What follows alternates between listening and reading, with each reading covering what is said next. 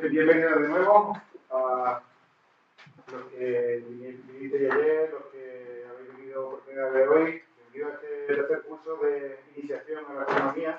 Ayer estuvimos con una introducción a la observación visual y hoy, Jesús, ¿no? A última hora, pues también se traerá su equipo y completará esa presentación de ayer con una observación del cielo, lo que podamos ver desde aquí de la ciudad, con su telescopio. Y hoy, pues, Beatriz Granado nos va a hablar sobre el universo, la parte más cerquita del sistema solar, pasando por la galaxia, hasta lo que es el cosmos, ¿no? El universo completo y su estructura, ¿no? Ella es profesora de física aquí en la UCO y su especialidad en astrofísica es el magnetismo en el universo, pero hoy no va a hablarnos de eso, hoy cosas más sencillitas. ¿De acuerdo? Tenemos hace poco una jornada de astronomía de la red de astronomía de Andalucía, pues dio una charla sobre su especialidad, sobre magnetismo en el universo, y estamos preparándola para colgarla en el canal de la agrupación para que la podáis ver, si tenéis interés. ¿De acuerdo? Pero hoy vamos con este tema, ¿vale? Y sin más dilación, te cedo la palabra y todo. Bueno, pues buenas tardes. Hoy el día es precioso, ¿vale? Así que en principio iba a hablar solo del sistema solar, porque como luego tenemos la observación, pues quería que estuviera un poco restringida el sistema solar, pero como en el texto del curso aparecía galaxia y cosmología, pues he hecho un copia y pega de otras presentaciones para no dejaros tampoco con observación. Entonces, vamos a dar tres charlas hoy, ¿vale? La primera va a ser una introducción a la cosmología, una muy sucinta introducción a la cosmología. Luego voy a contar un poquillo de eso en la galaxia, particularmente sobre nuestra galaxia, y luego ya nos metemos en el sistema solar, que era de lo que yo iba a hablar sobre todo, ¿no? Si tenéis preguntas, cualquier cosa, podéis interrumpirme, ¿vale? No hace falta que sea... si veis que hay conceptos que a mí se me escapen palabrotas, me lo preguntáis también, ¿vale? Porque la de formación profesional va a aparecer. Así que, bueno. No he preparado muchísimo material, pero contaré un poco, relataré, porque la cosmología pues, es una ciencia tan ambiciosa casi como las charlas que os voy a llevar hoy. La cosmología, fijaros que cuando hablamos de astrofísica, hoy no vamos a hablar más que de astronomía, ahora mismo vamos a hablar sobre todo de astrofísica y de cosmología. Cosmología siempre está fuera de la astrofísica porque es la ciencia que estudia el universo como un todo. Vale, aquí ya no nos interesa mirar ni las galaxias, ni los planetas, ni las estrellas, lo vemos todo en su conjunto, ¿vale? Porque queremos responder a las grandes preguntas de la humanidad, de cómo surgió el universo, de qué está hecho, cuál será su fin. Entonces, desde esa perspectiva, existe una ciencia relativamente joven, porque el surgimiento de la cosmología física o de la cosmología observacional data del siglo pasado, 1915-1917, o sea, más o menos unos 100 años, con lo cual vaya a ver que lo que vamos a hacer es aplicar la física para obtener resultados sobre el universo, sobre las grandes preguntas. ¿Cómo hacemos eso? Pues básicamente lo hacemos, ahí os he puesto una gráfica que os la explico, que tiene mucha información. La cosmología tiene dos patas, para entenderlo. Tiene una pata de que son los fundamentos teóricos y, por otro lado, tenemos los fundamentos observacionales. Los fundamentos teóricos con los que trabajamos en cosmología son la relatividad general. Vale, lo que ahí la ecuación simplemente para que veáis que hay matemática detrás, que hay física matemática detrás. La teoría de la relatividad general es una teoría que nos describe la gravedad en el universo. Todavía no hemos empezado a hablar de gravedad y lo íbamos a ver en la parte del sistema solar, pero que sepáis que la fuerza que rige el universo, en todos los sentidos, a nivel de planeta, a nivel de estrella, a nivel de galaxia, de cúmulo de galaxias, de todos los objetos que existen, es la gravedad. Esa es la fuerza más fuerte, si queréis, para entendernos. Entonces, en cosmología, en vez de hablar de la gravedad newtoniana, que seguramente sea la que nos suene, la fuerza de la ley de Newton, ¿vale? La ley de atracción gravitatoria de Newton, en cosmología no utilizamos la ley de Newton. La ley de Newton está superada por la teoría de la relatividad general, que la formuló Einstein en 1915.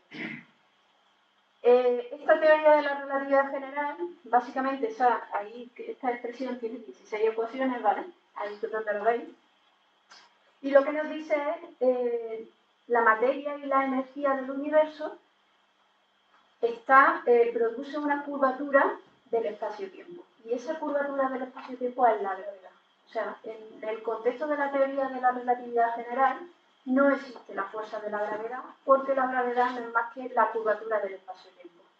¿Vale? O sea que con ese instrumento matemático, junto con uno de los principios fundamentales, un principio que denominamos principio cosmológico, que seguramente a algunas personas os sonará, el principio cosmológico no es más que nos dice que el universo es isótropo. ¿Qué quiere decir eso? Que no hay un centro en el universo, que todos los puntos del universo son equivalentes. Esas son las dos patas teóricas de la cosmología. Bueno, la cosmología se rige por el principio cosmológico y la teoría de la relatividad general. Con eso construimos nuestros modelos. Y ahora, nuestros modelos, como nosotros no tenemos laboratorio para trabajar, tenemos que hacer observaciones. ¿Qué observaciones son fundamentales para la cosmología? Pues básicamente 4 observaciones. La primera es la nucleosíntesis primordial. ¿Vale? La nucleosíntesis primordial es un proceso primordial que tuvo lugar en el origen del universo y del cual tenemos forma de obtener información cuánto hidrógeno primordial tenemos, por ejemplo, en la estrella actual. Podemos medir esos elementos primordiales actualmente y eso se considera una prueba cosmológica. Otra de las pruebas cosmológicas, que también os sonará, es la ley de Hubble, la ley de expansión de Hubble. El universo se está expandiendo, de Hubble de lejos. El universo se está expandiendo, o sea que cuanto más lejos estamos, más rápido se van moviendo las galaxias una de otra. Es otra ley fundamental, otra prueba observacional, mejor dicho, que desde 1929 venimos corroborando con la observación. El universo se está expandiendo. Otra de las pruebas observacionales es esa, que tiene que ver con lo que observamos a gran escala. Cuando nosotros cogemos un telescopio, hoy vais a ver a través del telescopio la Luna, que la vamos a ver súper bien, pero cuando cogemos telescopios un poquito más gordos, profesionales, tampoco hay que irse al telescopio de 10 metros de Canarias, con un telescopio de 2 o de 3 metros, se pueden hacer cartografiados de cielo profundo. ¿Eso qué significa? Pues ir trazando esas estructuras, no sé si se ven ahí bien las imágenes, esas estructuras que veis ahí de colorina en una superposición de imágenes de distintos rangos de frecuencia, no solo en el óptico, en el visible, lo que vemos, sino también en el infrarrojo, y lo que nos está trazando ahí es la estructura a gran escala del universo. La estructura a gran escala del universo, ¿cómo se conforma?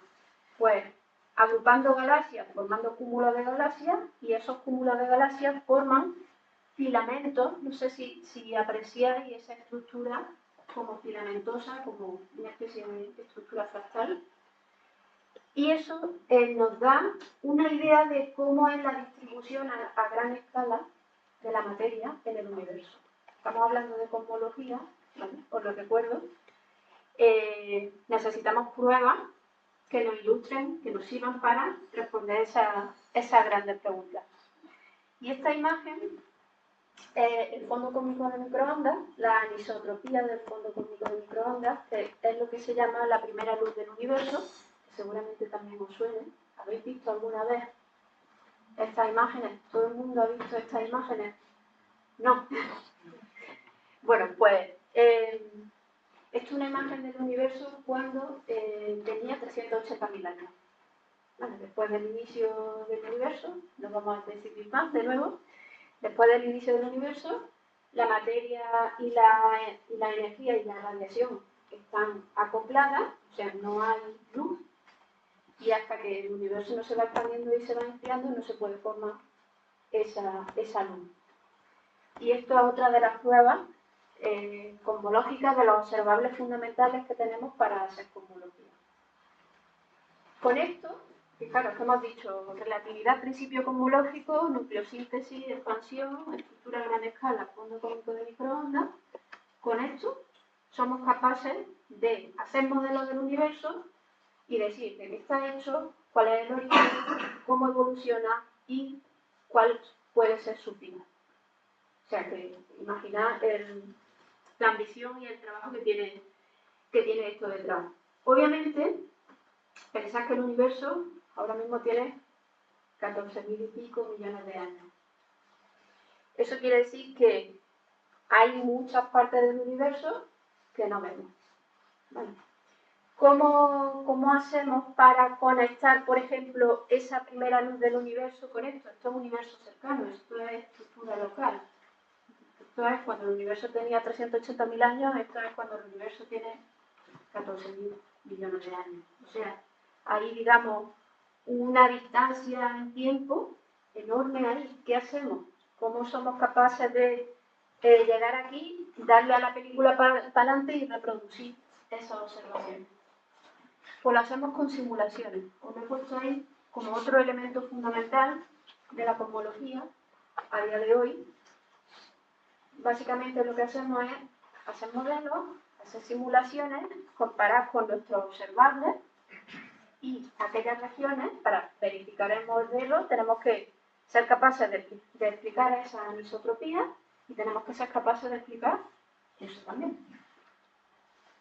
Entonces, la cosmología es una parte de la ciencia, pues, aparte de ambiciosa, es un poco complicada, porque quiere abarcar muchas cosas con pocas observaciones. Hay distintas misiones que han observado esta primera luz, hay distintos cartografiados del cielo que han hecho mapas de ese estilo, la ley de expansión de Haber-Demet se observa con asiduidad cada vez que estudiamos el universo profundo, la nucleosíntesis primordial pues también se puede observar a través de las pruebas, midiendo la abundancia de elementos químicos en las estrellas. O sea que, aunque tengamos solo estas observaciones, lo hemos visto con distintos instrumentos y distintos telescopios. Entonces, eso enriquece, digamos, las muestras con las que vamos a comparar nuestros instrumentos. ¿Vale? Ese es el marco teórico observacional en el que nos movemos para hacer cosmología. Con eso se ha establecido lo que se denomina el modelo cosmológico estándar, lambda CDM. Lambda tiene que ver, os lo explico primero el nombre, lambda tiene que ver con ese término de ahí de las ecuaciones de Einstein, que es lo que se llama, es un término constante. Bueno, ahora os contaré que igual ya no es tan constante, pero bueno, es la constante de las ecuaciones de Einstein. Vale. CDM significa materia oscura fría en inglés. Vale. Ese es nuestro modelo estándar. ¿Estándar qué significa? Pues que nosotros hemos cogido las ecuaciones de la relatividad general, hemos dicho que el universo, para reproducir, por ejemplo, la anisotropía del fondo cósmico de microondas, hemos puesto una cantidad de materia, hemos puesto una determinada lambda, una determinada constante, hemos puesto una determinada distribución de anisotropías primordiales generadas en un periodo inicial del universo y hemos hecho simulaciones. Y con esas simulaciones hemos obtenido cosas que se parecen por ejemplo, al mapa de anisotropía del fondo cósmico de microondas. ¿Vale? Lo ajustamos a los datos y vemos que nuestros modelos son capaces de reproducir los observables cosmológicos solo utilizando 6 parámetros. 6 parámetros cosmológicos. Esos 6 parámetros cosmológicos básicamente nos dan cuenta de la composición, de la geometría del universo y de la distribución de esas anisotropías primordiales que luego en un futuro serían esa anisotropía del fondo cósmico de microondas. Lo que sabemos, lo que nos dicen las observaciones que tenemos es que aproximadamente el universo está compuesto de materia bariónica, materia ordinaria, ¿vale? Típicamente un 5% de la materia que compone todo el universo. La materia oscura es aproximadamente un 27% y la energía oscura casi un 70%. O sea que lo que nos están diciendo nuestros modelos es que hay muchísima energía oscura. La energía oscura la parametrizamos con la lambda, esa de las ecuaciones de Einstein. La energía oscura es la responsable de la expansión acelerada del universo. Hoy día sabemos que el universo se expande, pero además es que se expande aceleradamente. O sea que cada vez va más rápido. Y de eso tenemos evidencia gracias a esto que no sabemos lo que es. En principio se estaba parametrizando con un término constante, como he dicho, una lambda, típicamente valía -1, que es como una energía con una presión negativa, una cosa muy rara que no sabemos nada acerca de este componente del universo. Pero la semana pasada o la anterior, ya no recuerdo, hace más o menos una semana, salieron unos resultados que apuntan a que esa constante, esa energía oscura constante, parece que no es tan constante, parece que tiene una cierta variabilidad. Y bueno, han salido varios resultados de distintos experimentos de fondo cósmico de microondas y de estructura a gran escala que apuntan todos a que la cosa no es tan simple como una constante. Es verdad que no varía mucho, pero parece que el modelo lambda CDM este que tenemos tan asumido, vamos a tener que ir variándolo un poquito. Otra de las componentes, la materia oscura. La materia oscura, de nuevo, es materia que no interactúa. Esto sí tenemos más certeza, luego lo explicaré cuando veamos un poquillo las galaxias. Es un tipo de materia que la llamamos oscura porque no interactúa con la luz. Entonces, siempre en física, en astrofísica, no vamos a las cosas las llamamos literalmente por lo que son, materia que no vemos. ¿Por qué lo decimos materia? Porque sí sentimos los efectos gravitatorios. ¿Cómo sentimos los efectos gravitatorios? Pues la primera evidencia la tuvimos en galaxias, y ahora después lo contaré, pero también para situar la distribución de esta anisotropía necesitamos meter materia oscura. Sin el componente de materia oscura, en nuestros modelos no somos capaces de reproducir esa observación. Es decir, que la materia oscura es un elemento constituyente del universo y esto no es más que zonas donde hay cierta acumulación de materia y en otras donde hay menos. Como que hay una descompensación como que hay grumos. En el isótopo primordial del universo hay unos grumos. En el grumo es donde se van a caer las cosas, van a producirse un colapso gravitatorio que va a ser la clave de la formación de estructuras. Lo veremos hasta en el sistema solar. Vale, el colapso gravitatorio es lo que forma la estructura siempre en el universo. Para que se produzca un colapso gravitatorio, si tenemos una mesa lisa, aquí no va a colapsar nada. Necesitaríamos que tuviera desviaciones de la homogeneidad, desviaciones donde se pudiera producir ese colapso. Bueno, y la materia que conocemos son esto, ¿vale? O sea, que todo lo que nos rodea constituye aproximadamente un 5% del universo. O sea, que lo que nos dice el modelo cosmológico estándar es que desconocemos un 95% del universo. O sea, que mucho trabajo.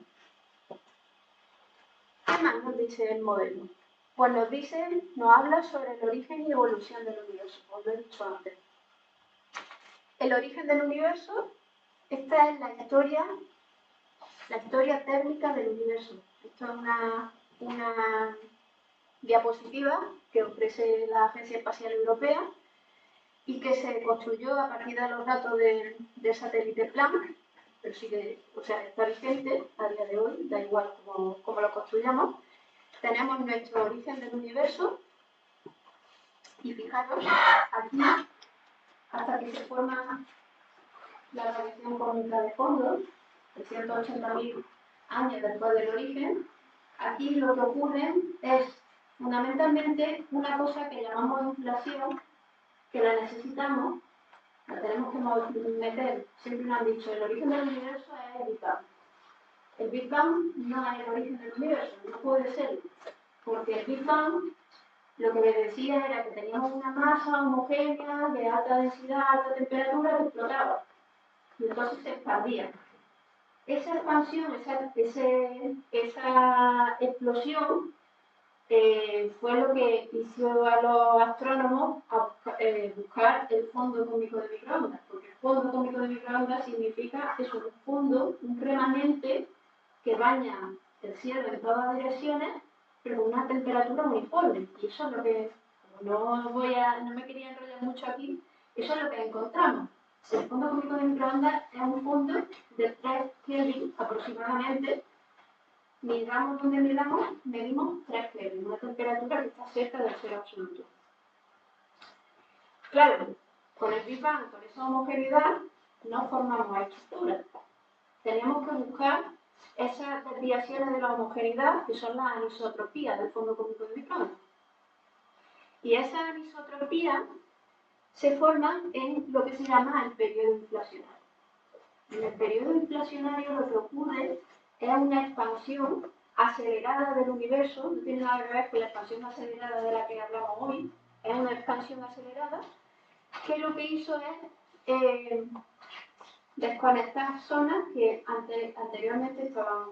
Es como imaginar que tenemos un universo con burbujitas.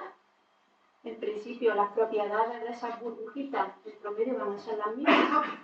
Tenemos todo en una cajita.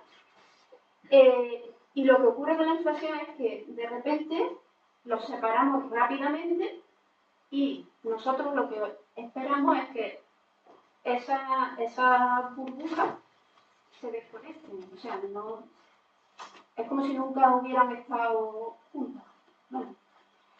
Pero en el fondo cósmico de microondas, esto es más difícil de entender, en el fondo cósmico de microondas observamos que regiones que han estado separadas tienen las mismas propiedades. Las mismas propiedades quiero decir, en promedio, la misma temperatura. ¿Vale? Y eso es lo que explica el periodo de inflación. O sea, la inflación es un periodo que necesitamos para explicar la distribución de anisotropía del fondo cósmico de microondas. Y es, digamos, la semilla de esa anisotropía y, por tanto, la semilla última de la formación de estructura del universo. De ese mapa de la distribución a gran escala.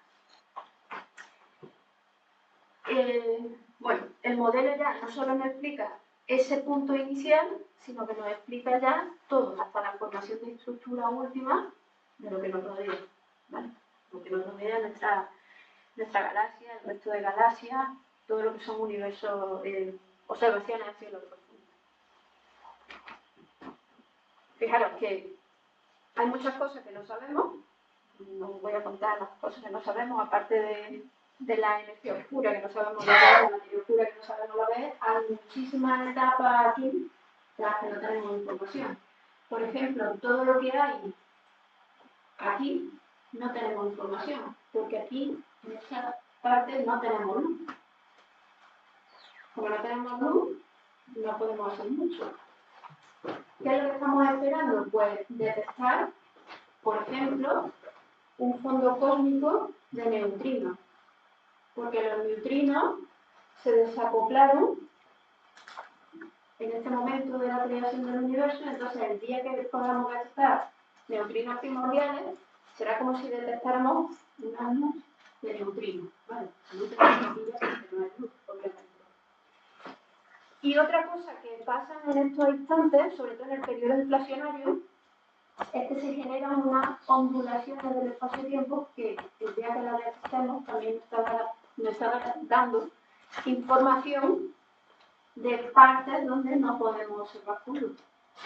O sea que aquí estamos trabajando para encontrar evidencia de procesos que nos dice el modelo cosmológico que han tenido lugar. Se están creando, se están midiendo observables para ver si podemos decir cosas con mucha más precisión y detalle en esa parte. Después de la formación del fondo cósmico de microondas, de la anisotropía, ahí viene una parte que se llama la edad oscura del universo. Ahí tampoco tenemos información. Los nuevos telescopios como el JWST estamos teniendo observaciones que en principio nos pueden ayudar a desvelar esa edad oscura del universo. Es decir, hay muchas cosas, aquí en esta diapositiva es muy chula, pero hay muchísimas cosas que no sabemos. Pero yo os cuento lo que sabemos ahora. Obviamente cuando hacemos cosmología a veces de una pequeña parte de lo que os estoy contando. Hacer cosmología no quiere decir hacerlo todo. Simplemente vamos afinando nuestros modelos con las observaciones que estamos trabajando. Bueno, aquí voy a ir muy rápido. Materia oscura, os he dicho, no sabemos lo que es. Y una pregunta que os podéis hacer es ¿por qué no sabemos lo que es? Pues básicamente esto es de un cómic, pero es que tenemos muchísimos candidatos para partículas de materia oscura.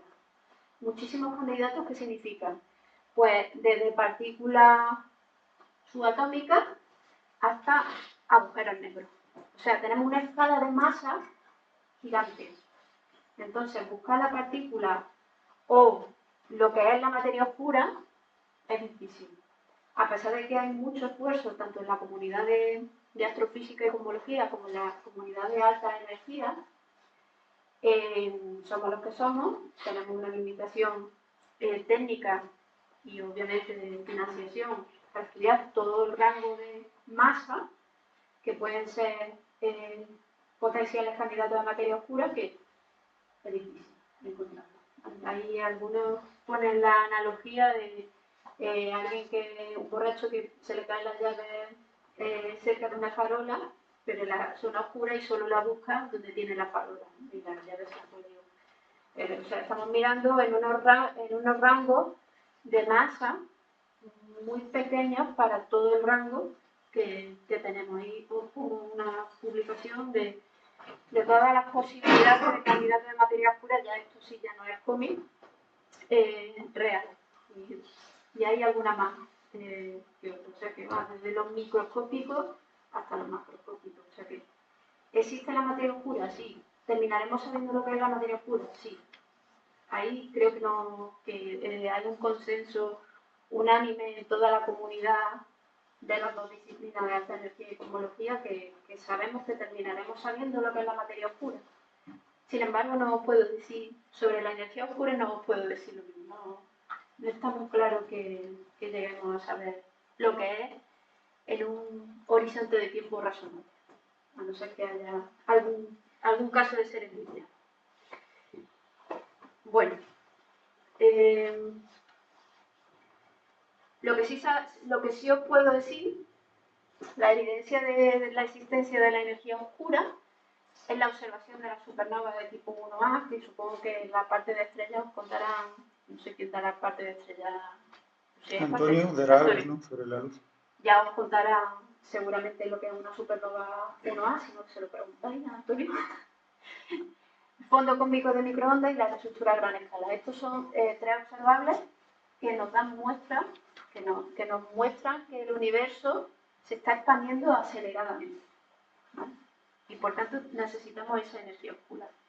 Esa energía oscura que es, pues ya os he dicho que hasta ahora parecía que toda la evidencia científica es que era una constante cosmológica. Ahora Después de los resultados que he comentado antes, parece que son compatibles con modelos de quinta esencia, no nos vamos a meter, pero que sepáis que para explicar lo que es la energía oscura hay muchos modelos. ¿Qué significan esos modelos? Ya es más difícil de saber. O sea, modelos significan hacer modelos matemáticos que tienen luego una implicación, por ejemplo, en teoría de cuerdas. O sea, son cosas que un poquito más complicadas de explicar, pero que sepáis que se está volcando la comunidad en estudiar estas cosas. No os voy a contar más nada. Ahí os dejaré la diapositiva de cosmología, pues si no, no nos da el tiempo. Preguntas que tengáis. La imagen esa que has puesto, Beatriz, del universo, no sé, primigenio puede ser, ¿no?, de 380.000 años, de la izquierda. Eso es un modelo, eso tiene que ver con la foto, la imagen captada del West del universo inicial, de infrarrojo, ¿no? Esta es mucho más temprana. Esto es observaciones. ¿Vale? La de James Webb se queda lejos de esta todavía. Pero en teoría deben conectarse. Si el James Webb pudiera llegar hasta 380.000 años, debería haber, no vería todo el cielo, pero a lo mejor vería un cachito. Debería haber eso. Esto está en microondas, no lo he dicho. James Webb está observando efectivamente en infrarrojo. Esta imagen está en torno a los 150 gigahercios. Esa es donde observamos ese fondo cósmico de microondas. Esta imagen simplemente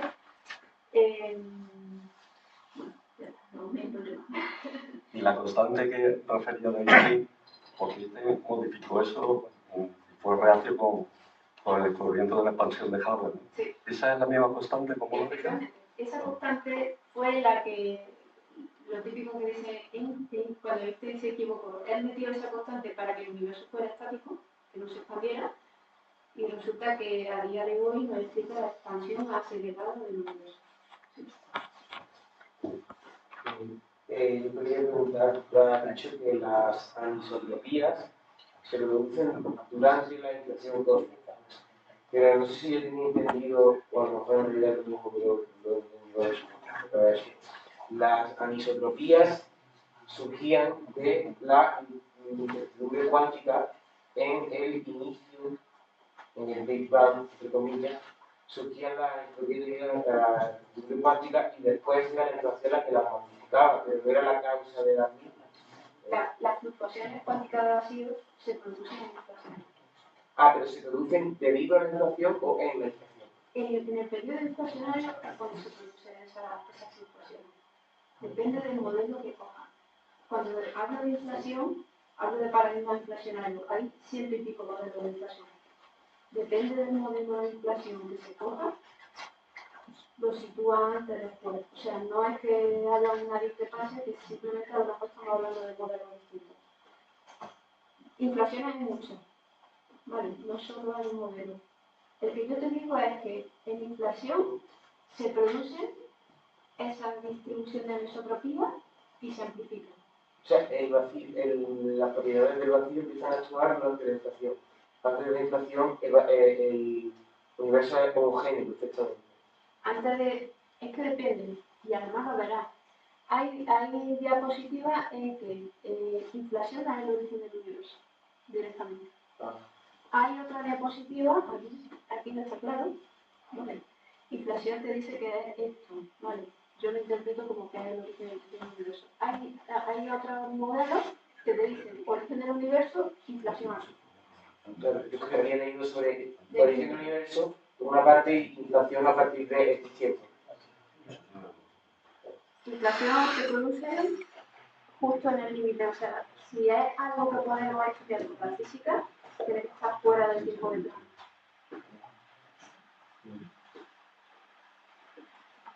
Pero la arbitrariedad que debería siempre por cómo consideramos qué modelo de inflación. ¿Algún modelo permite que no haya anisotropía y se produzca solo una inflación? O sea, que algún modelo permite que el universo empiece como un homogéneo perfecto. Cuando lo homogéneo es un montón. muchísimo. Sí. Y modelos inflacionarios, lo que quieran. Pero en el sentido de cuánto impide que haya una homogeneidad perfecta o no empieza a actuar hasta la... Es que esta cuestión es difícil de visualizar porque ¿cuándo empieza el universo? O sea, tenemos tendencia a pensar que la primera, que el universo es como que tenemos ya un espacio y ahí empieza... No, pero el espacio empieza cuando empieza el universo. Claro, el tiempo empieza todo. Antes no tiene sentido hablar. Empieza todo y ahí se nos mezcla. Se nos mezclan simplemente los conceptos porque depende del modelo, porque no tenemos información. El día que detectemos ondas gravitacionales primordiales, por ejemplo, ya sabremos a ciencia cierta un número muy reducido de modelos inflacionarios son los que producen esa fluctuación en el espacio-tiempo. Hay otros que no las producen. Entonces necesitamos más datos para saber. Pero esta es lo cierto. O sea que depende del modelo, leemos unas cosas y otras. Simplemente por la imposibilidad de llegar, de obtener información. De inflación, 100 y pico modelos, o sea, es una barbaridad. ¿Cuál es el modelo que ajustamos nosotros, por ejemplo, con el fondo cósmico de microondas? Un modelo que es muy simple, que se llama de slow roll. Es más simple que hay, porque en física siempre utilizamos los modelos más simples, lo que nos permita explicar muchas cosas con menos parámetros, esos son los que vamos a coger, siempre. ¿Más preguntas? ¿Y antes de eso qué? ¿Antes de qué? Antes de mí.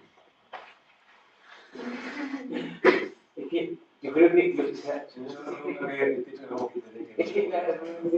Hawking decía en su introducción a la historia del tiempo, hay una anécdota que era que la gente le preguntaba qué había antes del Big Bang y él decía, vete al Polo Norte y ahí pregúntale a quien esté allí qué hay más allá del Polo Norte, pero el Polo Norte es lo más norte que hay más al norte del Polo Norte, pero como el Polo Norte es lo más norte que hay, ¿qué sentido tiene si desde el Polo Norte cualquier punto te mueve hacia el sur? Entonces, ¿qué sentido tiene preguntarte qué hay más al norte del Polo Norte? Hombre, tiene sentido. Pues igual que un tiempo. Tiene sentido pensar ahora, ¿no?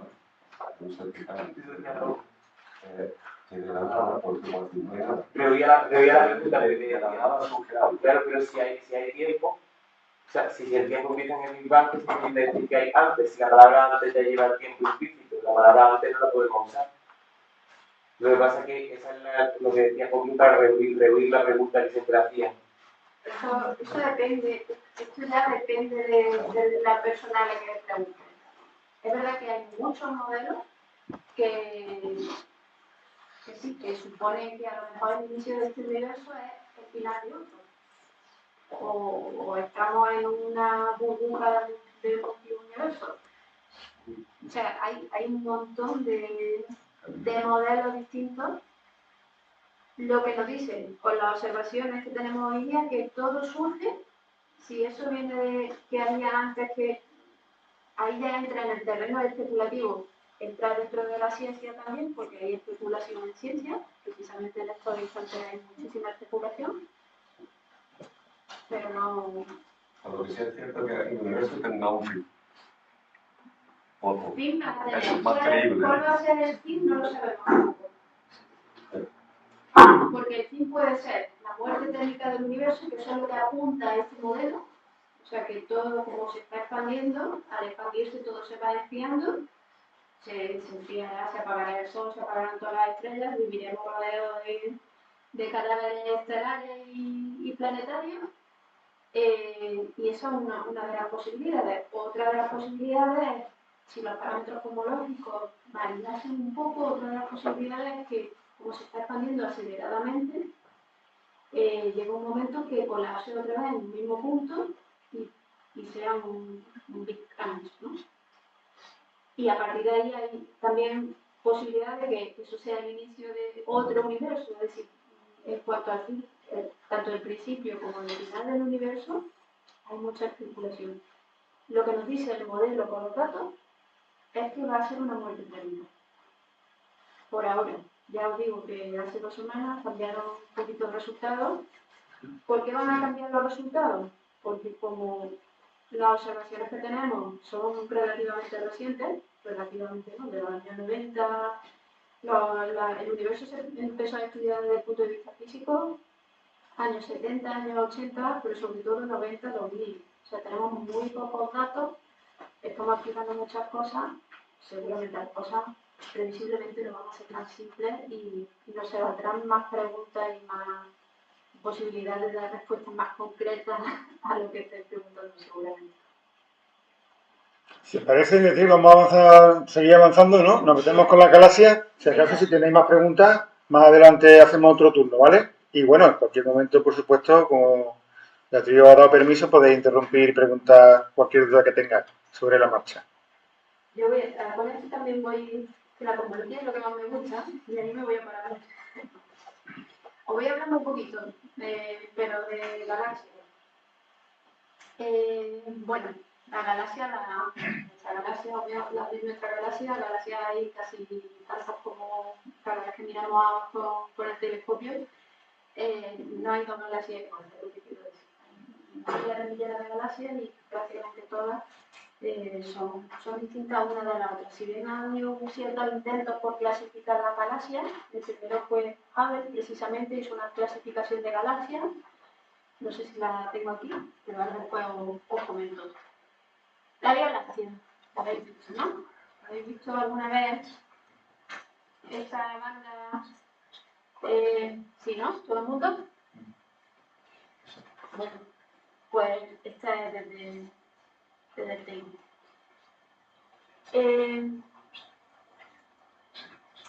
La galaxia, la primera vez que se observaron la familia Herschel, siglo XIX, XVIII, ¿no? Con sus telescopios, y fueron los primeros que descubrieron una serie de nebulosas que no se sabía muy bien si pertenecían o no a nuestro entorno, a nuestra propia galaxia. El término galaxia es relativamente reciente también. De hecho, sabemos que existen otras galaxias desde el 1930.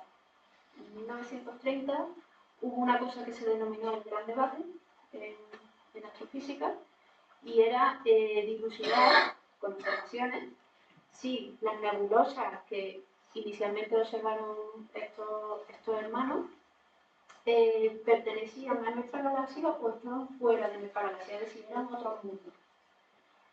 Bueno, pues ese debate, he dicho 1919, es cuando se definió, se decantó porque las galaxias, esas nebulosas, eran mundos fuera de nuestra propia galaxia. 1919. Si podéis leer cosas del Gran Debate, están muy chulas, ¿vale?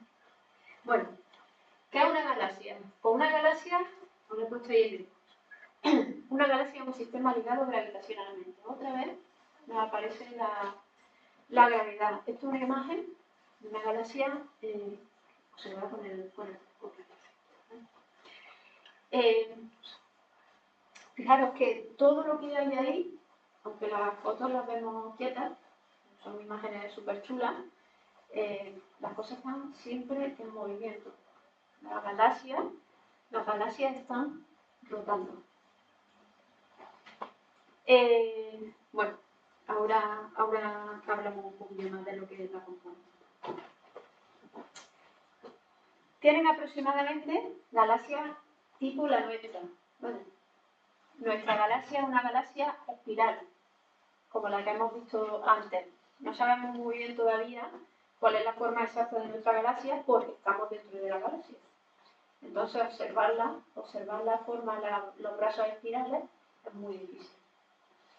Es muy difícil porque hay mucha incertidumbre que no sabemos separar. Cuando nosotros estamos mirando en una dirección y estamos recibiendo luz, no sabemos separar muy bien de si la luz procede de aquí, de aquí, de aquí o de aquí. Entonces, lo que estamos viendo es una cantidad integrada.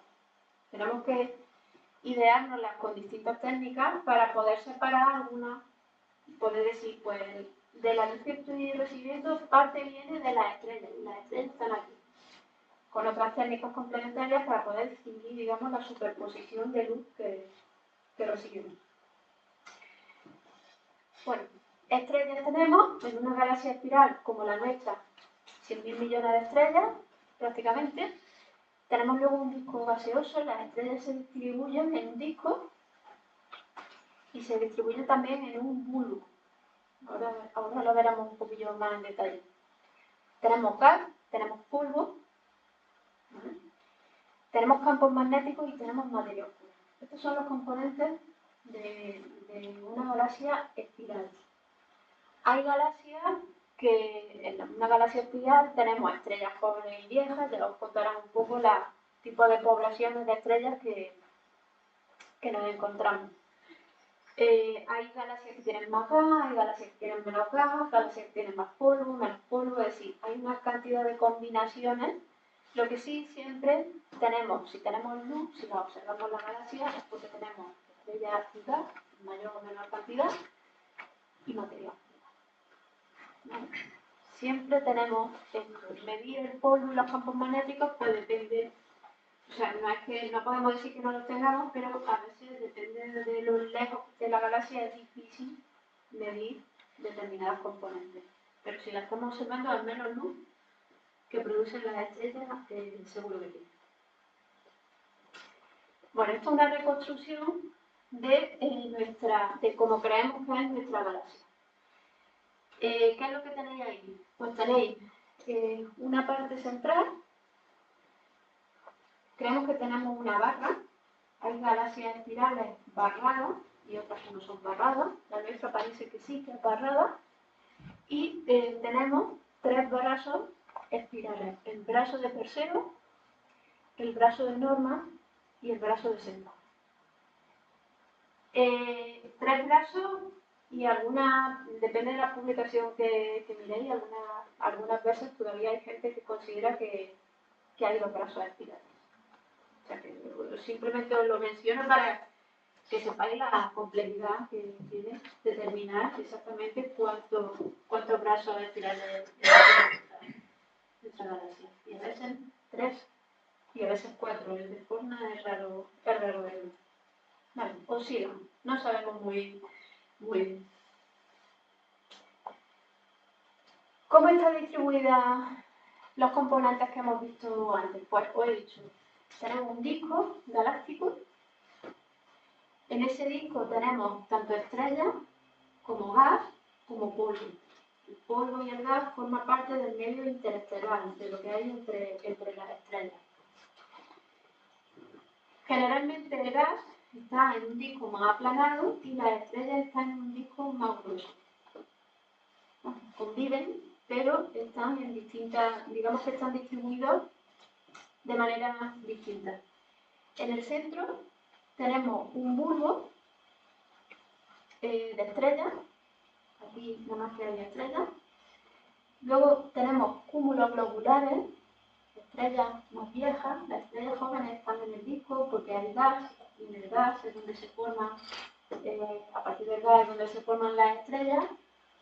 Una vez que se forman las estrellas, pues las más viejas suelen migrar a las partes fuera ya del disco. Y luego, rodeando ese disco y ese bulbo de estrellas, de materia visible, tenemos el halo de materia oscura. ¿De qué está hecho el halo de materia oscura? Pues ahora os lo cuento. De materia que no vemos, ya os lo he dicho antes. Pero esta es la imagen, la concepción que tenemos de la galaxia. Si no tenemos una galaxia espiral como la nuestra, si no tenemos un disco, tenemos una galaxia elíptica. La galaxia elíptica, seguramente si tenéis afición por la astronomía, alguna vez habéis visto una galaxia elíptica, y son como pelotas, pepinos, nebulosos. Las galaxias elípticas no tienen brazos espirales, están compuestas por estrellas más viejas, y como si tuviéramos solo un bulbo estelar, un poco de gas difuso alrededor y el halo de materia. Las galaxias irregulares, no me traigo fotos, Pero las galaxias irregulares, pues generalmente tienen gas, estrellas, todas tienen siempre su halo de materia oscura. ¿Cuánto es el halo de materia oscura? Pues depende de la dinámica de la galaxia. Lo podemos inferir por la dinámica, por el movimiento de las estrellas dentro de la galaxia y detrás. Bueno, esto ya ahora después lo hablaremos. Dentro de nuestra galaxia, el sistema solar está en la parte externa de uno de los casos.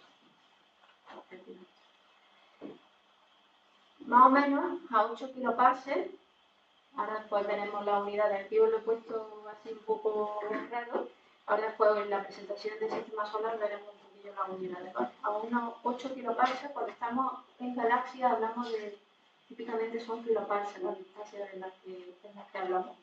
Un parsec son 3,26 años luz y un año luz esa distancia en kilómetros. O sea, la cuenta un poquillo larga. Cada sistema en el que nos encontremos, vais a ver que vamos a hablar de unidades distintas continuamente. En galaxia vamos a hablar típicamente de kiloparsecs. Dentro del sistema solar podemos hablar de unidades astronómicas. Si nos referimos a estrellas cercanas, Sirio hablamos de años luz, Sirio está a no sé cuántos años luz. O sea que dependiendo de dónde nos estamos moviendo, vamos a utilizar en astronomía distintas unidades. Bueno, esto ya os lo he contado, más rápido vamos. Lo único. El núcleo, el bulbo, los bulbos. El núcleo es donde se concentra también, que seguramente os estaréis preguntando, ¿no ha dicho el agujero negro? ¿Hay agujero negro o no hay agujero negro? Creemos que sí, que hay agujero negro. El agujero negro del centro de la galaxia ocupa una parte que está dentro de esos 100 parsecs. O sea, una parte muy minúscula, fijaros que ni lo he mencionado, porque dinámicamente no es relevante para la estructura total de la galaxia. El disco de nuestra galaxia tiene aproximadamente un radio de unos 10-15 kiloparsecs. El tamaño del disco total, el diámetro son unos 30 kiloparsecs. El disco de estrellas y el de gas, los dos. La distribución central de estrellas, fijaros, típicamente unos 6 kiloparsecs. El halo de materia oscura, depende. ¿De qué depende? Del modelo de materia oscura que estemos cogiendo para modelar el halo. ¿Hasta dónde se extienden los halos de materia oscura? Pues típicamente hasta los 100, 200 kiloparsecs, en una galaxia de tipo Lagrange. O sea, son cosas que exceden el tamaño notablemente, unas 10 veces más grande que el tamaño de la galaxia que nosotros estamos viendo. O sea, que cuando nosotros veamos con nuestro telescopio una galaxia, Andrómeda, pensad que lo pequeñito que vemos Andrómeda, pues si lo multiplicáis por 10 aproximadamente, hasta ahí sería el halo de materia oscura que rodea Andrómeda. Bueno, no voy a contar cosas de onda de densidad ni nada. Lo del agujero negro del centro de nuestra galaxia, ya os digo, dinámicamente nos afecta más que a las estrellas que están muy cerquitas, en ese bulbo, en ese núcleo del centro. Los saltos. Esto, por ejemplo, esta imagen me gusta mucho, ella es muy antigua, pero me gusta mucho porque nos muestra el disco en distintas frecuencias. Esto es una imagen de la NASA. El disco, fijaros que cuando nosotros hacemos observaciones, esto aquí no hace falta también que lo vieran en la órbita de Antonio, observamos luz, pero luz no solo en el visible, observamos todo el rango del espectro electromagnético. Observamos radios, he dicho antes microondas, me habéis dicho infrarrojo. Es decir, tenemos todo el espectro electromagnético para observar. ¿Qué? Pues lo que queramos. Generalmente, cada rango del espectro electromagnético nos va a dar información sobre una de las componentes que tiene nuestra, por ejemplo, nuestra galaxia. Fijaros, el radio.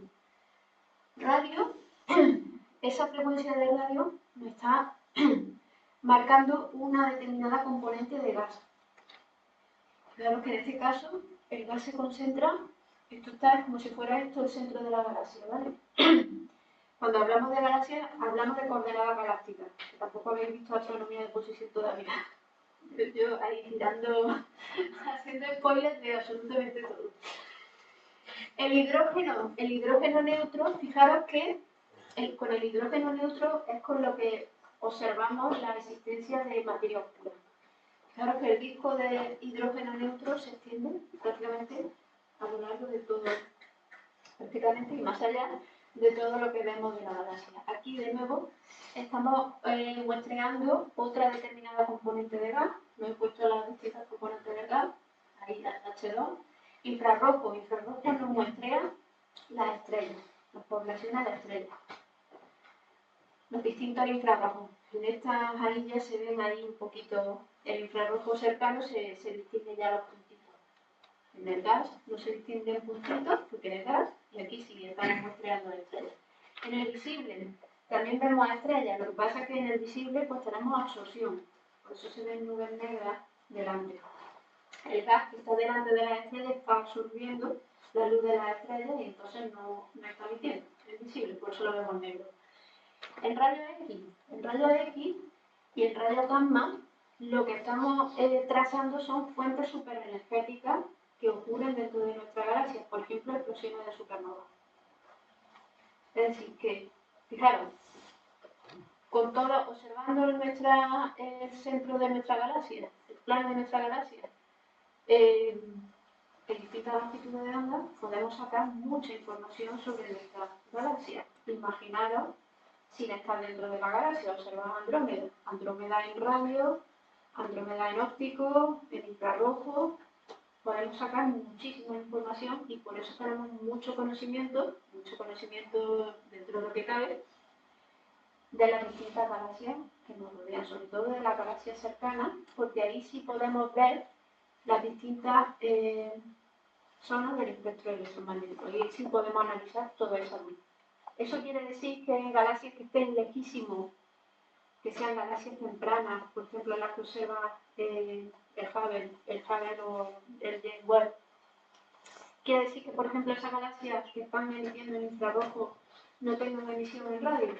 No, simplemente pues no tenemos instrumentación o no hemos apuntado con nuestros telescopios, con nuestros radiotelescopios para ver esa radiación. Bueno, esto ahora nos meteremos ya en el sistema solar, pero bueno, esta es más o menos la disposición que vamos a tener. Y os voy a contar esto muy rápido, porque es la primera evidencia de la existencia de materia oscura.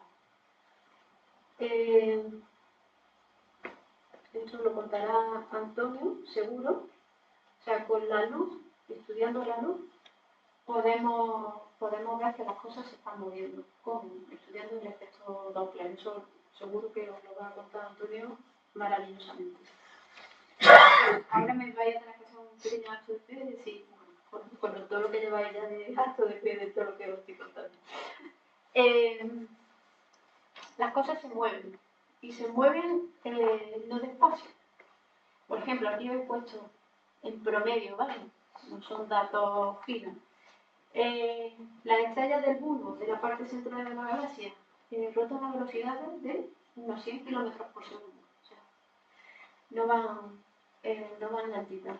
Las del disco a unos 50. Las del halo, las que están fuera, van un poquillo más rápido.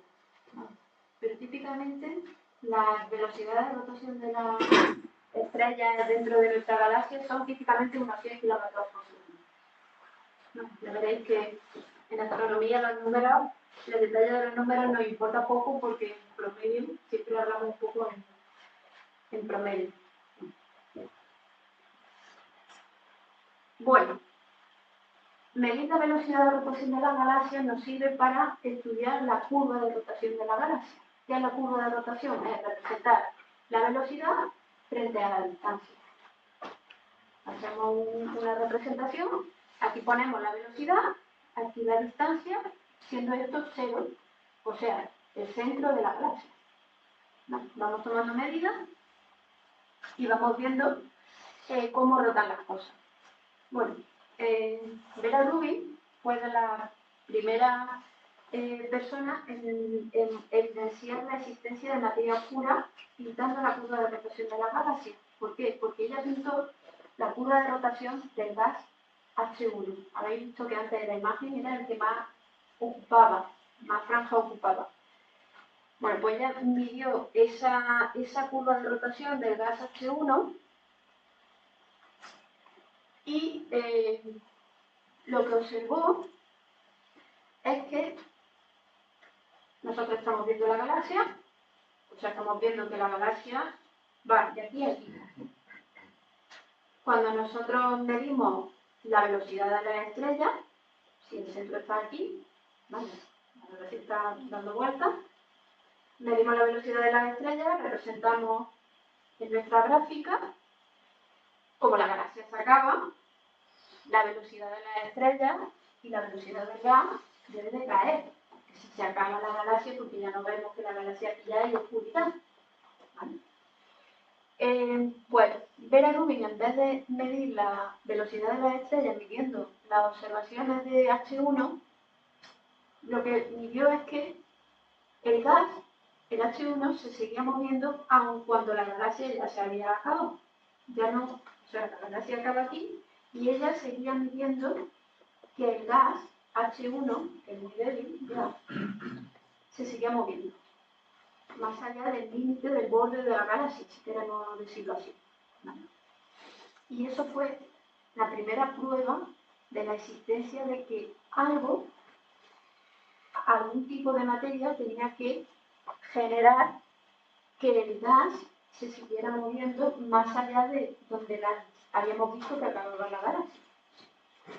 Esa fue la primera prueba de existencia de materia oscura. ¿Por qué? ¿Por qué la detectamos? ¿Por qué decimos que es materia oscura? Ya os he dicho, no interactúa con la luz, pero sí interactúa gravitatoriamente. Tiene un efecto gravitatorio sobre el gas.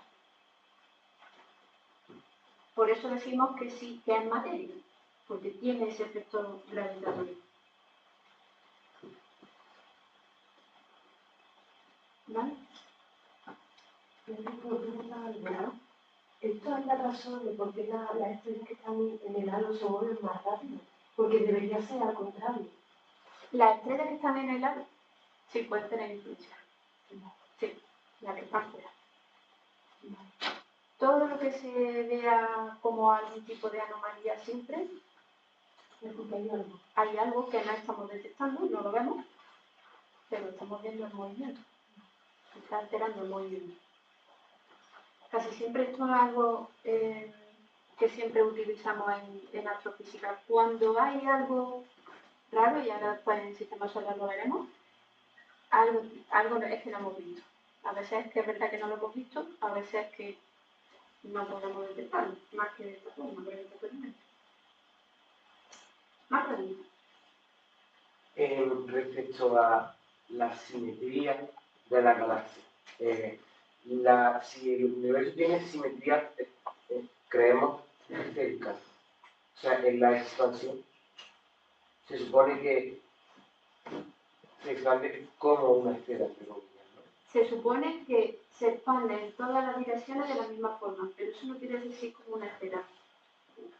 O sea, lo podemos imaginar como una esfera. Nosotros ahora mismo somos el centro del universo. Medimos el radio del observador y tal. Medimos el radio de la galaxia más lejana y todo eso. Y hacemos como un modelo esférico, entre comillas. Como si nosotros fuéramos el centro y nos rodeara, pero cualquier persona situada en cualquier punto podría hacer una esfera alrededor suya y medirlo todo. Eso es función del universo. Luego, los planetas tienen, debido a la autogravitación, tienen simetría esférica. Cuanto más masa meten, más se parecen a una esfera. Pero luego los sistemas solares, los sistemas estelares y las galaxias están en un plano, por conservación molecular. Pero ¿por qué tiene que ser, o sea, el momento angular lo mantiene así, pero ¿por qué tiene que ser un plano? ¿Por qué no pueden ser la galaxia y los sistemas estelares esferas? Si la materia tiende a ir hacia un centro. Por la misma respuesta. Sí, no, pero no, quiero decir, vale, el momento angular lo mantiene, pero ¿por qué tiene que ser un, o sea, por qué tiene que empezar así? Eso viene de condiciones iniciales Claro. de los sistemas. De cuando tú estás formando los sistemas. No. Digo, porque la condición inicial es que se mantenga como un plano la galaxia y vida. Porque también es lo más estable posible. Es decir, no solo entran argumentos físicos, sino también entran argumentos de estabilidad. Es lo mismo que el sistema solar. El sistema solar, aunque los planetas son esféricos, el sistema solar está más o menos, lo podemos ver, está más o menos en un plano. Aproximadamente, obviamente cuando yo digo que la estrella está en un plano, el plano no es, ¿vale? No es un folio. El plano tiene un grosor. Claro, comparado con el halo de materia oscura, el radio del halo de materia oscura, eso es un plano, lo vemos como un plano. A veces cuando hablamos de, no sé si puede ser una respuesta. A veces cuando hablamos de estos planos porque desde el punto de vista de la dimensión máxima que tenemos, se veía prácticamente plano. Esas formas tienen que ver por cuestiones de estabilidad. Bueno, o sea que porque si no fuese un plano, el equilibrio se perdería y volvería a restablecer un plano.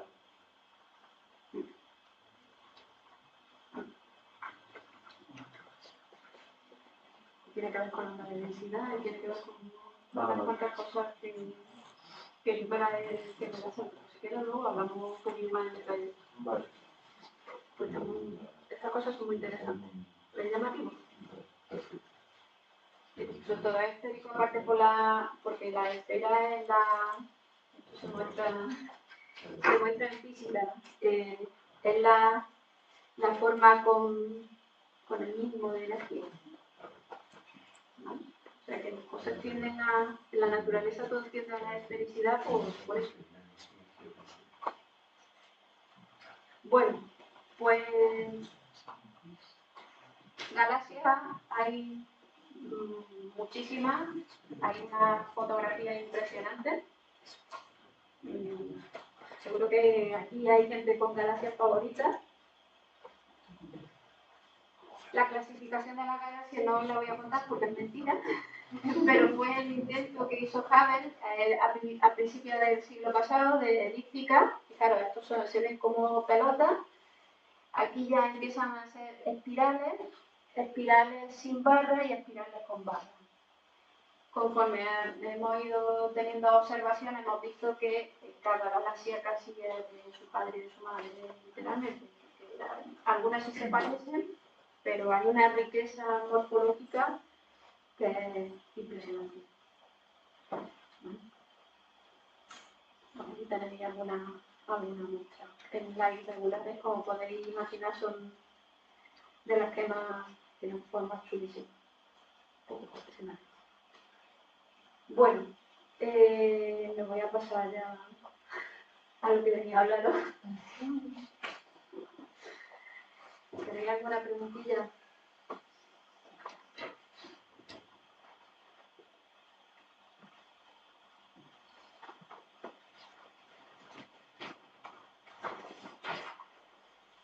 Siempre podría así ya.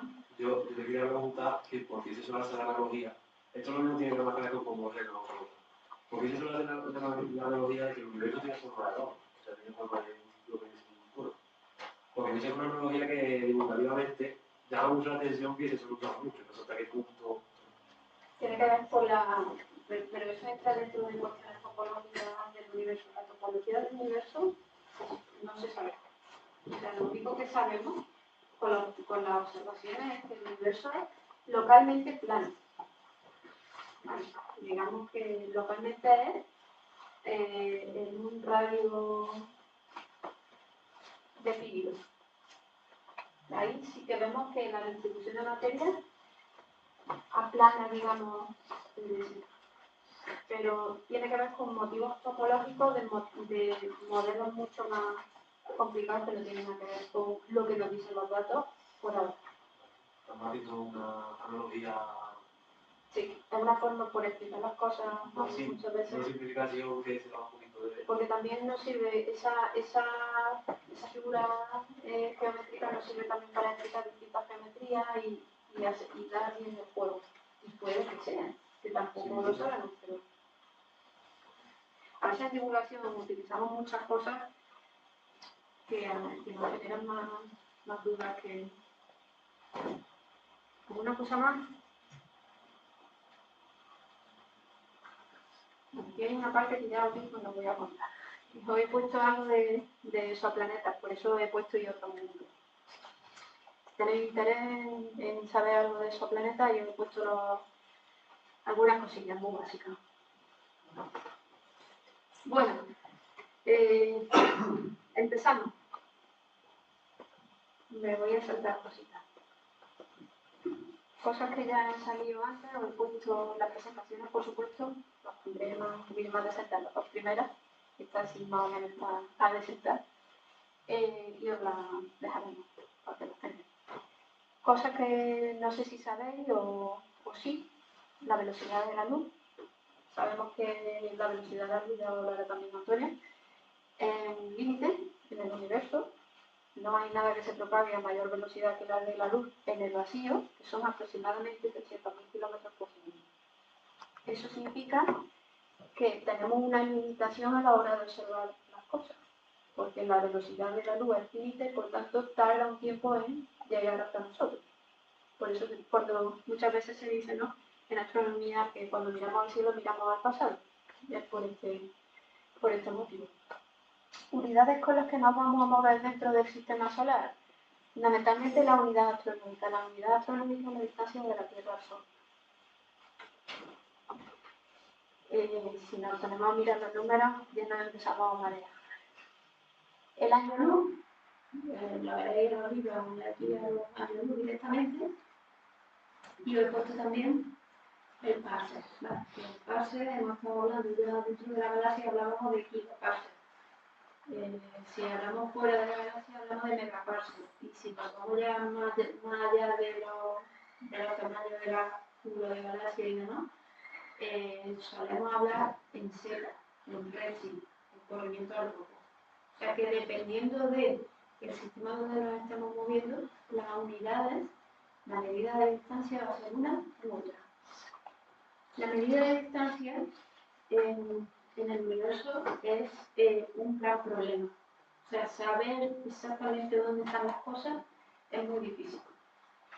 Dentro del sistema solar utilizamos la definición de parser. Bueno, el parser es cuando nosotros apuntamos con el dedo, cerramos un ojo y cerramos el otro, vemos que hay una diferencia, ¿no?, por la separación que tenemos del ojo. Esa misma técnica es la que utilizamos aprovechándonos de nuestra posición de la Tierra alrededor del Sol. ¿Vale? Fijaros que es como si estuviéramos midiendo, como si cerramos un ojo y el otro. ¿Vale? Esto lo explicará supongo también Antonio, no sé quién explica estas cosas. Yo lo menciono ahí. Jesús también lo explicó ayer más o menos. Profesor, corro. La medida de distancia, de hecho algún día habría que hablar un poquito más de la medida de distancia. Es un problema porque se habla de la escalera de distancias cósmicas. Tenemos que asegurarnos muy bien de que sabemos medir las cosas en nuestro entorno local para luego mirar fuera de nuestro sistema solar, un poquito más allá, pues fuera del sistema solar, en estrellas cercanas. Dentro de las estrellas cercanas nos sirve, una vez que determinamos la distancia bien, nos sirve para calibrar otras formas de medir distancia fuera, ya en regiones más distantes de nuestra propia galaxia. Una vez que calibramos, nos aseguramos que sabemos medir bien esa distancia, ya nos fijamos en otra galaxia. O sea que La forma de medir distancia en el universo es un problema serio, sobre todo cuando ya nos vamos al lejísimo en el tiempo y en la estructura. Necesitamos marcadores, ¿vale? Y no en base a las cefeidas, que seguramente las mencionarán en algún momento. Las cefeidas son unas candelas estándares. Os voy a hablar un poquito de la formación del sistema solar, que esto ya no lo conocemos, ya sabemos que estamos en torno a 8 kilopases del centro de nuestra galaxia. El sistema solar ya no es más conocido. ¿Qué es lo que tenemos dentro de nuestro sistema solar? Sol, planetas, satélites, asteroides, meteoritos, cometas, básicamente eso es lo que luego tenemos también un poco de efecto de polvo, cuando circulamos, más o menos, pero eso a grandes rasgos es lo que tenemos. Planetas, dentro de esos planetas no solo tenemos los planetas que conocemos, sino que tenemos planetas, muchos planetas enanos, vamos a llamar. Bueno, números. Os he puesto números porque yo soy muy mala para los números. Pero, por ejemplo, ¿qué números nos interesan? La masa, el radio, la densidad y las temperaturas. Las temperaturas que tenemos en los planetas, en los distintos planetas. Bueno, os he puesto aquí el Sol. Fijaros, el Sol tiene una masa esto está en kilogramos, del orden de 2 por 10 elevado a 30, o sea, 2 seguido de 30 ceros, kilos. La Tierra tiene bastante menos masa, ¿vale? Pero fijaros que todo está en los rangos de Júpiter. Tiene muchísima masa, día a la 27. Saturno también, día a la 26. Neptuno son gigantes gaseosos, ¿vale? Tienen masas muy elevadas. De hecho, lo que le da la estabilidad al sistema solar es la dinámica que juegan el Sol y Júpiter, que son los dos cuerpos más masivos. El resto se permiten moverse gracias a ese movimiento de esos dos cuerpos dentro del sistema solar.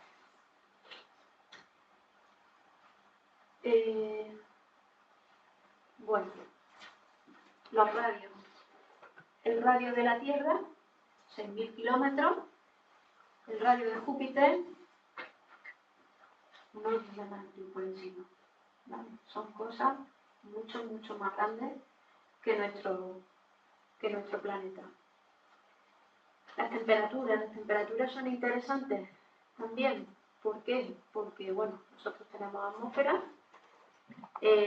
pero son interesantes sobre todo para la búsqueda de biomarcadores o de procesos geológicos. Me había traído una cosilla, pero ya no nos va a hacer. No me puedo hacer experimentos. Bueno, esto nos suena. Estos son satélites, ¿vale? Satélites de nuestros planetas. Datos. Nada. ¿Cómo se ha formado todo esto? Bueno, pues la hipótesis inicial de la formación del sistema solar se debe lo pongo siempre porque es anecdótica, al filósofo Kant, que nos suena, ¿no? Que de hecho propuso esta imagen de un universo lleno de gas, con zonas densas y acumulaciones en rotación, que no dista demasiado de una de las propuestas como modelo de formación del sistema solar real. Él dijo esto, ¿vale? Pero ya se derivaba que de esas acumulaciones, y luego por ese colapso gravitatorio, sería lo que daría lugar al final a los planetas.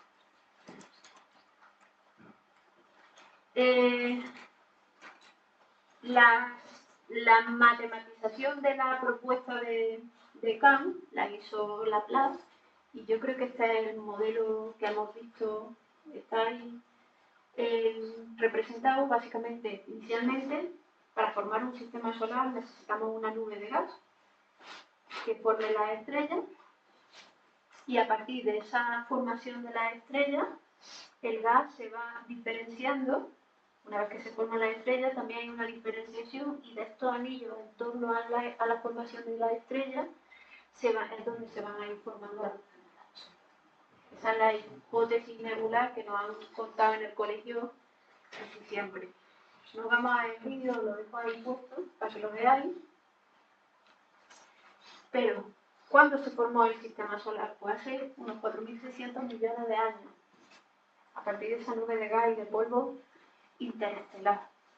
Por eso es necesario, o sea, hemos visto antes en la galaxia hay polvo, hay gas y hay estrellas. En ese polvo y en ese gas es donde se forman las estrellas. Esa nube colapsa, tenemos evidencia de que esto es así, tenemos observaciones, el universo es tan grande que podemos observar, y aunque no hayamos visto el nacimiento de nuestro propio sistema solar, podemos ver distintos estadios de otros sistemas planetarios naciendo. Podemos así aprender cómo surgió el nuestro. ¿Vale? Bueno, el resto de material que no colapsó en forma de estrella formó ese disco protoplanetario, que es el disco a partir del cual, como el propio nombre indica, surgen los planetas, los satélites y todos los cuerpos menores que tenemos en el sistema solar. Bueno, esto es un poquillo más elaborado, más desgranado lo que hemos dicho, pero es algo que conocemos prácticamente todos, ¿no? Lo hemos visto. Lo que os decía de observaciones sobre el disco circunestelar formándose esos sistemas protoplanetarios. Tenemos observaciones para aprender sobre cómo se forman esos discos, esos sistemas solares. También tenemos, aparte de observar cosas parecidas a cómo sería nuestro sistema solar, también podemos saber sobre la formación, el origen de nuestro sistema solar, estudiando la composición de los meteoritos. ¿Vale? Simulaciones numéricas, siempre, aparte de hacer modelos, de tener observaciones, siempre podemos simular nuestros propios modelos para luego hacer predicciones. Y luego otra evidencia es, en el caso ya de nuestro sistema solar, es que todos los cuerpos tienen aproximadamente la misma edad, unos 4.600 millones de años. Eso es otra evidencia de la formación, en este caso, de nuestro propio sistema. Ahora, la hipótesis nebular, que conocemos todos, es la única forma que tenemos de formar el sistema solar. Bueno, pues es de las más aceptadas, pero seguramente si habéis escuchado a lo mejor en el mundo de la divulgación, se suele hablar mucho de ese modelo. Está ganando cada vez más adeptos y está bastante aceptado también por la comunidad científica. ¿Por qué? Porque en la imagen que nos hemos creado de la formación del sistema solar hay cosas que no se pueden explicar muy bien a veces. Y para resolver esas cosas que no se pueden explicar muy bien, se proponen modelos. Por ejemplo, la migración de los planetas gigantes, como no nos vamos a entrar en detalle en la formación, pero que sepáis que hay cositas que no explica la hipótesis nebular. Y para rescatar, para poder explicar cosas que observamos, se proponen modelos alternativos. Bueno, alternativos o que complementan esa hipótesis nebular. Este ya os digo que es de lo más aceptado dentro de la comunidad científica actual.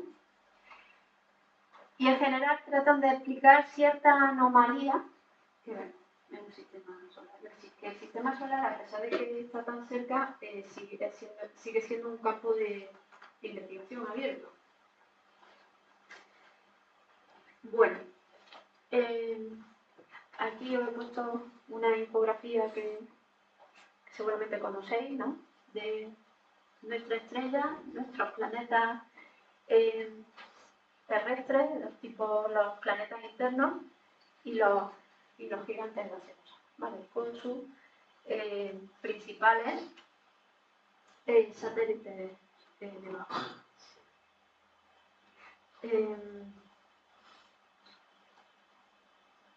Bueno, ¿cómo se mueve todo esto? Pues ya casi que lo hemos comentado antes. La dinámica del sistema solar, para explicar el sistema solar no necesitamos teoría de la relatividad general, con la ley de Newton y las leyes de Kepler, suficiente. Vale, somos capaces de explicar todo ese movimiento de los cuerpos en esas trayectorias elípticas alrededor de él. Aquí os he puesto un recordatorio de la ley de la fuerza de atracción gravitatoria y las leyes de Kepler, que básicamente nos describen pues, ese movimiento elíptico. Os la he puesto ahí escrita, no voy a pero que sepáis que con eso somos capaces de explicar la dinámica y la cinemática de los cuerpos dentro del sistema solar. Bueno, el movimiento de los planetas, luego hablaré un poquillo, ahora vamos a hablar de los planetas. Los planetas los veis aquí con la gente de astrónoma aficionada.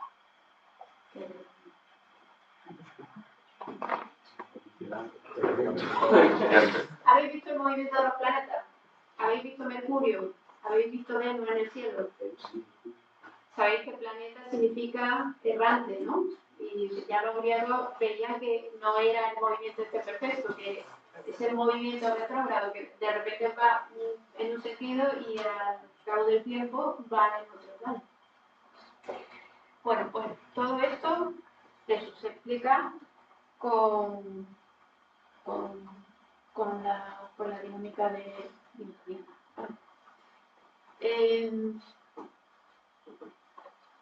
Vamos a hablar un poquillo de eso.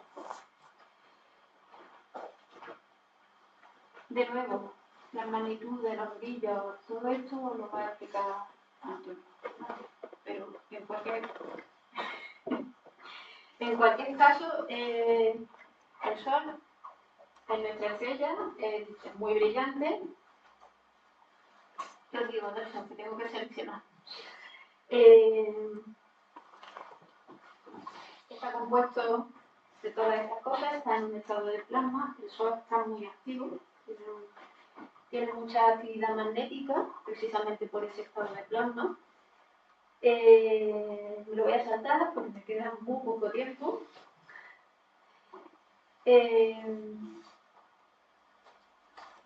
Lo más llamativo del Sol, quizás, para las personas que habéis mirado por el telescopio, son esas manchas solares que típicamente son de varios tamaños de la Tierra.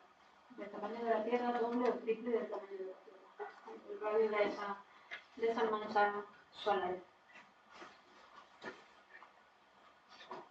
Ahí tenéis un vídeo de una simulación que se hizo para uno de los observatorios, que creo que era para el Sol. Y ahí tenéis las líneas de campo magnético, líneas que salen de las distintas. Me he saltado todas las capas, toda la composición de la fotosfera, de la cromosfera del Sol, ¿vale? La tenéis en la diapositiva porque quiero contar un poquito más. Pero bueno, que veáis que es un sistema bastante bien. Planeta. Tenéis aquí la definición del planeta, ya sabemos que hay planetas que ya no son planetas, ¿no? Teníamos antes un planeta y a partir de 2006 nos lo quitaron. Bueno, esta es la definición que la Unidad Internacional de Astronomía propuso. Sí que nos permiten tener esos cuerpos como planetas enanos. Ahora está más aceptado llamarlo planetas enanos. Bueno, estamos hablando de Plutón, ¿no? Plutón ya no es un planeta, básicamente porque no cumple ese cuarto punto. Porque tiene planetesimales alrededor de su órbita. Por eso dejó de ser planeta. Os he puesto de nuevo datos de masa, de radio, de periodos orbitales, que es como estudiamos las cosas del sistema solar. Me voy a saltar, con vuestro permiso, porque me queda un poquísimo tiempo,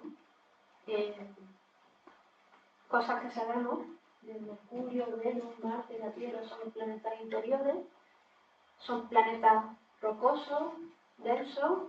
Luego tenemos los planetas exteriores, que son Júpiter, Saturno, Urano y Neptuno, que son gaseosos, o sea, no son rocosos, ¿vale?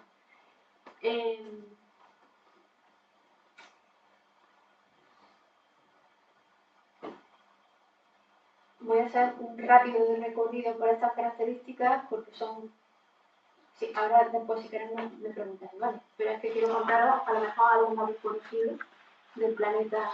Mira, hacemos una cosa, como vamos a estar luego observando fuera, vamos a tener que esperar a que oscurezca un poco. Estas cosas las podemos Puedes apurar tú un poquillo más y las preguntas las hacemos fuera. Vale.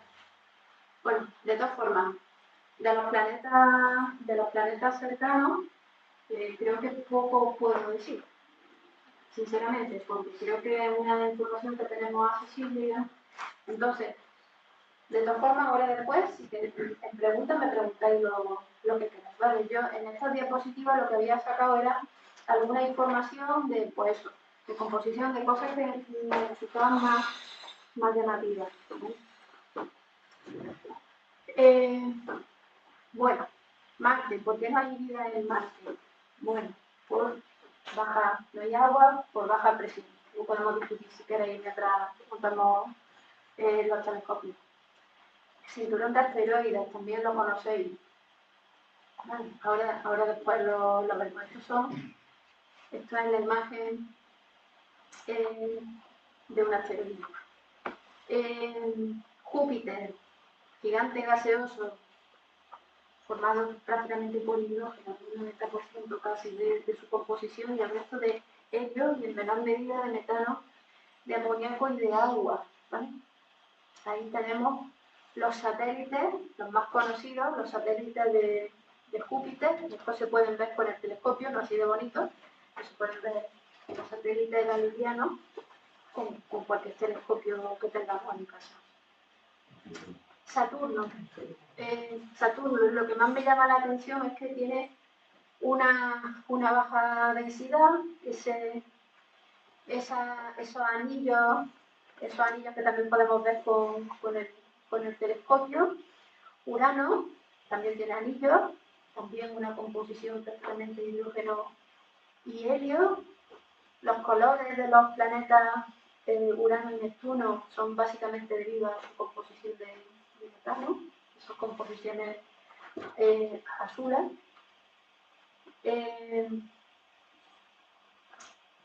Vale, aquí os he puesto, como íbamos a hablar como luego vamos a ver la Luna, bueno, que sepáis que esto es una tabla comparativa de la Luna con el resto de satélites, de nuevo los más conocidos, de los distintos planetas. Fijaros el tamaño de la Luna, entre los satélites de Marte, Phobos y Deimos,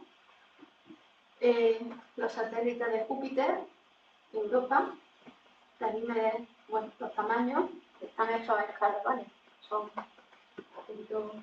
algunos más grandes que la Luna, pero fijaros, en general, los tamaños de los satélites son más pequeños que la Luna. La Luna es un satélite un poco especial. Quería hablar un poquillo de esto, ¿vale? Porque el sistema solar, que los planetas los conocemos, pero que sepáis que más allá de Neptuno hay lo que se llaman los objetos transneptunianos. De nuevo, nada de misterio con los nombres. Son un montón de objetos, un montón de verdad, que tienen una órbita que supera las 30 unidades astronómicas. Fijaros, hay aproximadamente unos 1000 transneptunianos numerados y unos 4000 sin numerar. O sea, lo que quiero deciros con esto es que el sistema solar, más allá de lo que conocemos y de lo que sabemos, ¿no? de la escuela, es mucho más grande y tiene muchos más componentes, muchos más objetos que es lo que nos enseñan en general. El primer objeto transneptuniano fue descubierto en 1930 y fue Plutón. Plutón está más allá de Mercurio, de Neptuno, ¿vale? Por eso se considera a día de hoy también un objeto transneptuniano. ¿Cuál es la composición de estos objetos? Pues ahí lo tenéis. Una mezcla de roca, de hielo, de metano, algunos compuestos orgánicos también a veces. Y hay incluso objetos transneptunianos mucho más allá, que llegan hasta las 150 unidades. O sea, objetos transneptunianos extremos que se llaman. ¿Por qué os digo esto? Porque hay uno de los campos más activos de investigación dentro del sistema solar es ver cuál es el límite del sistema solar, si es que lo tiene. Claro, le estás detectando todo este tipo de objetos cuando en teoría deberíamos no estar detectando a lo mejor tantos objetos, pues pone un poco contra las cuerdas, entre comillas, los modelos de formación del sistema solar. O sea que el observar tantos objetos más allá o a distancia o con determinadas órbitas o excentricidades son lo que nos pone a prueba para ir afinando nuestros modelos de formación del sistema solar. La hipótesis nebular, por eso es una pincelada de brocha gorda que nos permite intuitivamente ver cómo se han formado las cosas, pero no la explicación de la formación, porque no da cuenta de la mayoría de las cosas que pasan más allá de nosotros. Por eso hay que modificarlo. No sé qué ha pasado ahí en esta imagen, creo que está superpuesta. Vale, pero bueno, esta era una imagen para que vierais, la modificaré para que veáis el albedo de los objetos transneptunianos. Y aquí tenéis la distribución de estos objetos. Bueno, fundamentalmente se distribuyen en esta zona que es el cinturón de Kuiper, que seguramente también os suena. Los objetos transneptunianos están situados en ese cinturón. Por ejemplo, Makemake, ¿os suena? Haumea también. Bueno, pues esos son objetos, y Plutón también es un objeto transneptuniano. Otros que se han encontrado más lejos, Eris, bueno, por ejemplo, uno de los más conocidos. Bueno, esto es, queríais que vierais, estas son las distancias de los distintos planetas, bueno, que veáis que están un poquito más allá. El planeta X. El planeta X fue una propuesta, y ya casi con esto voy a terminar, fue una propuesta para ver cuál era el límite del sistema solar. Una propuesta de 1906, pero a día de hoy se sigue retomando. ¿Por qué? ¿Por qué creíamos que X es de incógnita? Vale, la X de la incógnita, no es el 10º planeta. Pues precisamente porque se observaban que había unas perturbaciones en la órbita de Urano y de Neptuno. Se observaban unas perturbaciones que nos estaban diciendo que teníamos que meter algún cuerpo más para que aquello se estabilizara. Lo que ocurrió es que se hicieron nuevas observaciones y se revisó la masa de Neptuno. Y una vez arreglada la masa de Neptuno, ya esas perturbaciones desaparecieron. Pero la forma que tenemos de descubrir nuevos objetos es porque observamos de repente que ocurren perturbaciones. De repente las cosas no se mueven como deberían moverse sabiendo lo que sabemos. Y en ese momento es cuando introducimos algún cuerpo, lo postulamos, lo metemos en nuestras simulaciones y vemos que se arreglan las cosas. Ahora hay que buscarlo. Bueno, el planeta 9, el planeta X se desechó, pero, ya me he hecho spoiler, el planeta 9 seguramente os suena a alguno de vosotros. Está buscando actualmente esta investigación real. En 2016 esos dos investigadores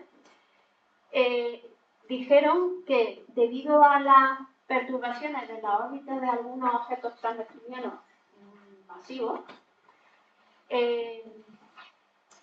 debía existir algún otro cuerpo más allá, en los confines, recordando un poco ese planeta X de nuestro sistema solar, para que se estabilizaran esas perturbaciones. O sea que para explicar determinados comportamientos de objetos transneptunianos, de la órbita de determinados objetos transneptunianos, se ha propuesto la existencia de un planeta nuevo en nuestro sistema solar. El modelo de LISA que os he mencionado antes lo pronostica, si queréis llamarlo así. Dice que podría ser un gigante gaseoso al estilo de nuestros gigantes gaseosos que tenemos aquí cerca. Se está buscando. O sea, a día de hoy hay tiempo dedicado por ejemplo, en el Observatorio del GTC en Canarias, hay tiempo dedicado para buscar este planeta 9. Desde 2018 se están haciendo observaciones, se están restringiendo los modelos, nos restringen más o menos la posición del cielo, no es preciso, obviamente os podéis imaginar, si no ya lo habríamos encontrado, pero nos predicen más o menos en qué zona del cielo debería estar para que todo se arregle dinámicamente, para que ya esos objetos transneptunianos, esa órbita no estén perturbadas, y la gente pues está dedicando tiempo de observación con grandes telescopios, esto sí tiene que ser con grandes telescopios de tierra, para buscar ese planeta 9 y ver si existe.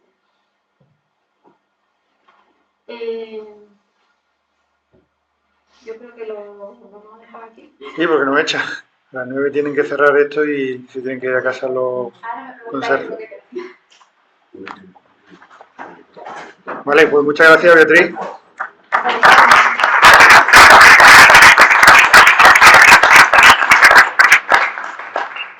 Y bueno, lo dicho, nos paramos a charlar ahí fuera en el patio, ¿de acuerdo? Me han comentado de consejería que como vamos a salir con los coches, no por esta puerta ni por la de entrada, por otra puerta que hay allí, no me acuerdo cómo se llama la calle esta trasera, Secretario Carreter, pues acercar los coches allí para que el guarda pues tenga controlado cuando salimos todos, ¿vale?